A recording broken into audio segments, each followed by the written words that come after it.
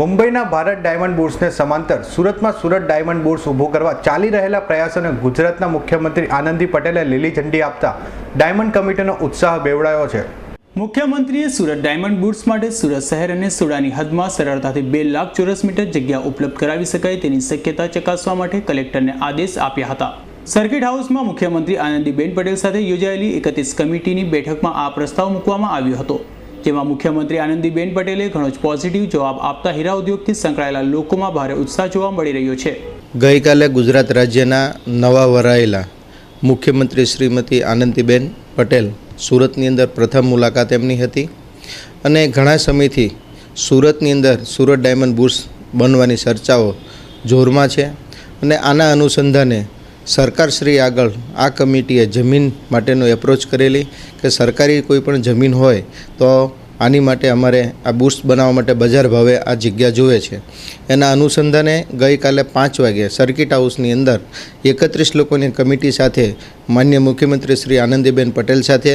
એક મુલાકાત હતી અને આ મુલાકાત એટલી બધી ફળદાયક નીવડી કે જ્યારે આ પ્રસ્તાવ મૂકવામાં આવ્યો આનંદીબેન આગળ કે ભાઈ આ ટાઈપનું વિશ્વનું મોટામાં મોટું ડાયમંડ ટ્રેડિંગ હબ સુરતની અંદર બનવા જઈ રહ્યું છે અને કરોડો રૂપિયાનું ઇન્વેસ્ટમેન્ટ આની અંદર થઈ રહ્યું છે, ત્યારે આનંદીબેને ફક્ત એક જ પ્રશ્ન પૂછ્યો કે ભાઈ તમારે શું પ્રશ્નો છે અને શું જોઈએ છે। આ વાતને અનુસંધાને અમે ફક્ત જમીન અને બીજી ફેસિલિટી રોડ રસ્તાની વાત કરી કે ચાલો ડન તમને આપવામાં આવ્યું, આગળ વધો। તો એટલું બધું પોઝિટિવ રીતે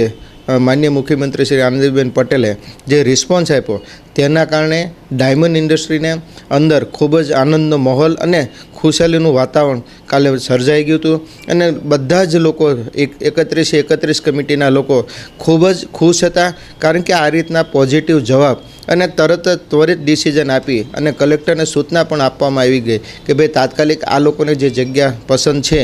એ લોકોની સાથે ચર્ચા વિચારણા કરી અને જે કંઈ કાર્યવાહી સ્થાનિક લેવલે કરવાની હોય એ કરી અને તમે ગાંધીનગર ફાઇલ મોકલો। હું તાત્કાલિક આ બાબતે યોગ્ય નિર્ણય લઈ અને હું જમીનની જે કંઈ પ્રોસેસ છે એ પૂરી કરીશ। હીરા ઉદ્યોગકારોને સરળતા રહે તે માટે સુરતને ઇન્ટરનેશનલ એરપોર્ટ આપવા અંગે પણ કમિટી દ્વારા મુખ્યમંત્રી આનંદીબેન પટેલને રજૂઆત કરવામાં આવી હતી। આ ઉપરાંત ડાયમંડ બુર્સ ઊભું થવાને કારણે ગુજરાત સરકારને આનાથી 3 થી 4 હજાર કરોડનો ફાયદો થઈ શકે છે, તેમજ શહેરમાં લાખો લોકો માટે રોજગારીની તકો ઊભી થશે। જોકે હાલ તો ડાયમંડ બુર્સ બનાવવા માટે મુખ્યમંત્રી દ્વારા લીલી ઝંડી આપી દેવામાં આવી છે, જેના લીધે આગામી સમયમાં સુરતમાં લાખો રોજગારીઓ ઊભી થશે। Bureau report S9 news Surat.